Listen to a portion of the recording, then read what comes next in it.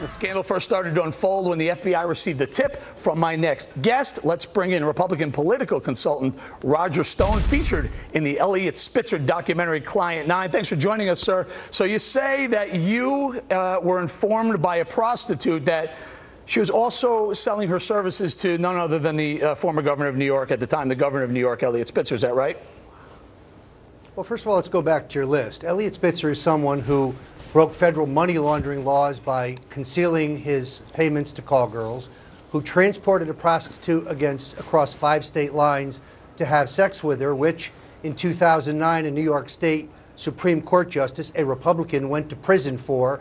This is the chief law enforcement officer of the state of New York who tipped off his favorite brothel ahead of a federal bust. This is someone who pushed for tougher penalties for men who go to prostitutes. At the same time, he was patronizing him. I call him hypocrite number one. In this particular case, yes, I learned about his foibles from a woman in Miami who was a prostitute, who was a call girl, who said that she had narrowly missed an opportunity to do business with him, as it were. I don't know what they're thinking over at CNN, but I don't know why this guy has the moral authority to comment on any subject. So, okay, so take us through what happened. You found out that he was actually frequenting brothels. You're spending, what, tens of thousands, some reports close to $100,000 on prostitutes, bringing them from New York, sometimes to Washington, D.C. All the time he's the governor prosecuting prostitution rings. Is that right?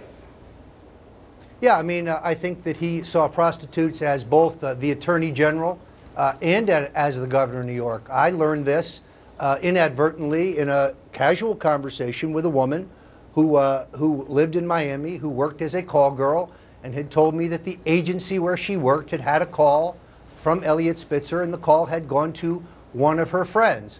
She also told me, and I think this is the single most egregious thing about Eliot Spitzer at all, that he wore droopy, knee-length black socks during the sex act. Now, I ask you, what kind of man does that? By the way, that fact is confirmed just this week by Irma Nisi, a beautiful British prostitute who has been with David Beckham, among others, came forward just this week in the New York Post, reaffirming again the black socks fetish. So, yes, Eliot Spitzer has a new TV show, but he's got a lot of questions to answer. But let's black socks, droopy black socks aside, what do you think was going through the guy's mind? I mean, was it just his massive drive? Is that all he wanted, was to succeed? And that power he had, being governor, maybe vice president, maybe on the president, that power just made him drunk with the power, thinking he was above the law?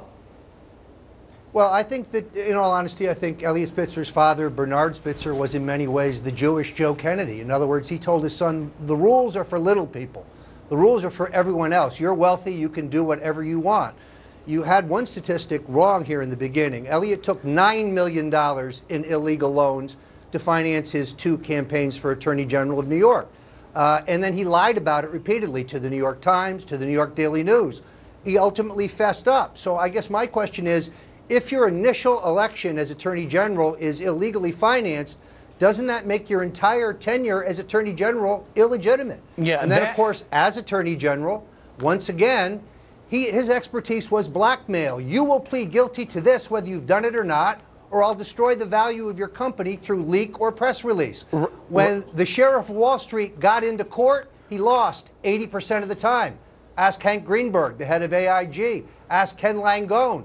This guy lost more than he won. He was a blackmail artist more than anything else. Well, let's start, Roger. Let's talk about his use of the state troopers. For me, that's one of the more troubling things. Allegedly used the state troopers to spy on a political adversary, and then having to come clean, apologizing to the public, but also firing some staffers. I mean, boy, that kind of stinks. That feels like corruption, even if he admits to it and apologizes.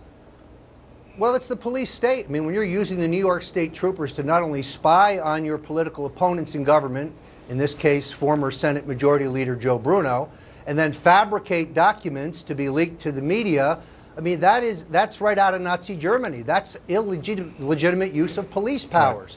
To his credit, Attorney General Andrew Cuomo, a Democrat, issued a scathing report, even though Governor Spitzer would not give him the subpoena power he needed to really investigate these crimes. Roger, hang in there. Perfectly willing to let lower-level aides take the rap And to this day, he remains unpunished by the State Public Integrity Commission, by the State Justice Department. Right. The rules just don't seem to apply. Hang on, for we Eliot have a Spitzer. lot more to get to. With impunity. I apologize cutting you off. We have a lot more. Joining us now is Kristen Davis, the former Manhattan Madam, who reportedly provided hookers for the former governor and is currently an independent candidate for governor of New York. Kristen, so you say you provided hookers. So you know firsthand that the governor was, what was he, obsessive with the hookers? You know, he used agencies obsessively, yes. He used my services when he was both Attorney General and Governor for the course of about 5 years. I went to jail. He did not. I was nobody, and he was responsible for the welfare of 18+ million people of the state. There's something fundamentally wrong with our system when that occurs. And there's reports, tell us if they're right, if they're wrong, that the man had an affinity for high-priced prostitutes. Is that right? You know, he definitely spent a lot of money. I think he had an affinity for anyone that would continue seeing him more than once, which wasn't a lot of girls, because he was very aggressive and tried to do things unprotected. And then a lot of girls don't want to see him at that point in time. And unprotected. Let's not go there. How did he pay? Cash. All the time, because the report said Bank of America or one of the big banks. I think there were reports out that said Bank of America was involved. They were transferring money, doing actual money transfers from his bank account to some of the brothels. I personally didn't take wire transfers, so he always paid in cash. All right, do we still have Roger there? Roger, do you know any of this? Do you know if it was cash money transfers? Actually, we had heard at one point the bank notified the Fed saying there's some funny business going on here, a lot of money transferring in and out of this account, and they may have raised a red flag. Yes, actually, the New York Times reported that he sent payments to various escort services in denominations lower than $10,000 in an attempt to conceal his payments, which constitutes federal money laundering. There's very specific laws against that. Again, this is a man who was a true hypocrite. The rules were for the people he was prosecuting. The real question is, would the sheriff, Eliot Spitzer, have given any quarter to Eliot Spitzer, the John? I think the answer is no. Well, go ahead, Kristen. Was there any, you were in business, obviously, when he was governor, Attorney General and governor? Both. Mm-hmm. And he used services during both? Dozens and dozens of times, if not hundreds of times. And it wasn't just my agency that he used, and it wasn't just Emperor's Club. There are numerous different agencies that he used.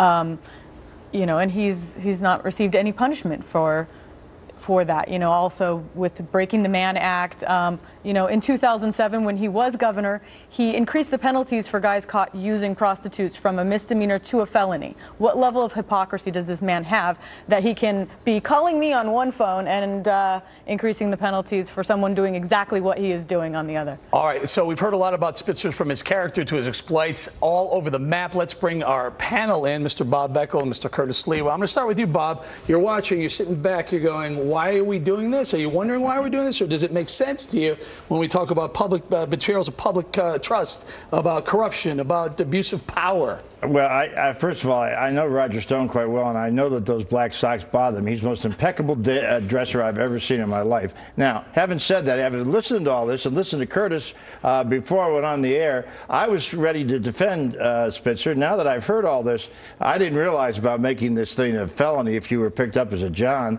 Not that I would know anything about that, but well, let's set that up, Bob. Go ahead, Curtis. What were you saying? Well, first of all, in the streets, let's get down to the streets, because remember, as Attorney General, Governor, he had a high profile, but now he's known as the guy who got the freaky deaky, the jiggle wiggle, unsafe sex, no Jimmy Cap, $4,000 please, at the Mayflower Hotel. Next, he had to exit stage left, and who did he leave us with? David Patterson on perpetual booty call. Are you sure David Patterson wasn't one of your clients also? But go ahead, Beckel. I mean, first of all, look, you have to ask yourself, why is CNN doing this, number one? I assume they figured that this is going to get some interest, there's some intrigue about having him on. I've seen him on television before. This is not a natural, unlike yourself, who, by the way, in that new open, you look like a cop, if you don't mind me saying so. But I guess the idea here is the shock value of it, that somehow that's going to increase their ratings. And given where CNN's ratings are, they need to do something. They could put me on the air on CNN, the ratings go up. But Roger, let me go back to you. You're involved in the documentary Client 9. We saw a trailer. I saw a bunch of clips from the movie. It seemed fairly, I don't know, tame, fairly soft. It didn't seem like they were really calling him out. Go ahead. Not really. No, not really. In truth, it's a polemic. It's a propaganda piece. In other words, according to this movie, it was an ideological jihad. He was taken down by the Republican Justice Department. They put forward a woman who is in fact an actress who they say is mouthing the words of a call girl they won't identify by name, saying he had he was warm, he was tender, he was a great believer in the public interest, and he never wore black socks. They don't have a source to say that because none of it's true. The movie is full of holes. It never mentions the Cuomo report. Cuomo's a Democrat. He nailed the guy, even though Spitzer didn't give him subpoena power. So the movie is largely, like the book by Peter Elkind, a work of fiction. It has an ideological agenda. There's some very good, I mean, it's a brilliant film. Alex Gibney's a brilliant filmmaker, but then so was Lenny Riesenthal. In other words, it's well made, it just doesn't happen to be all true. All right, Curtis, let me go to you. The bottom line is, whether it's a movie, whether it's a talk show on another network, the bottom line, here's a guy who was elected. He was an elected official. People voted for this guy, and they said, you know what, we're going to pay you with our money. We're going to work. We earn money. A percentage of it goes to tax collection, and we're paying you with our hard-earned money. And then he goes and spends it like this.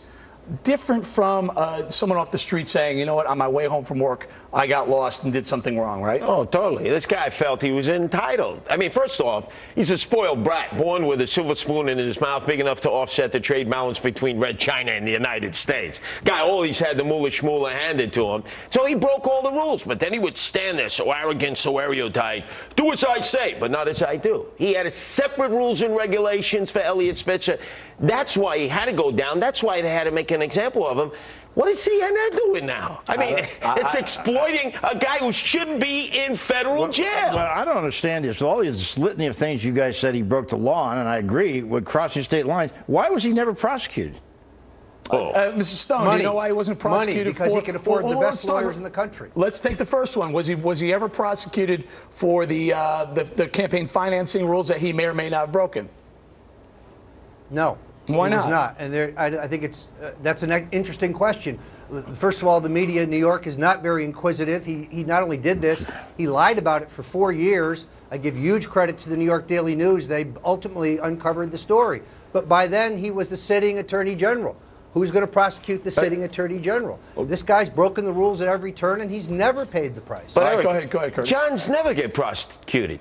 The madam get prosecuted. The girls doing the work get prosecuted. I don't ever remember a John getting prosecuted. They always get turned loose. Right. You're a woman and you work in the industry. You're unemployable once you're convicted of this sort of crime, whether you're the girl or the madam. The guy goes back home, such as Spitzer, to his high-rise, and now he's making 3 times the amount of what he was making at his 179 as governor with his CNN show. We're going to have to wrap this block. I'm going to say thank you to Kristen Davis and Roger Stone. Curtis Sliwa, thank you very much. All right, can we...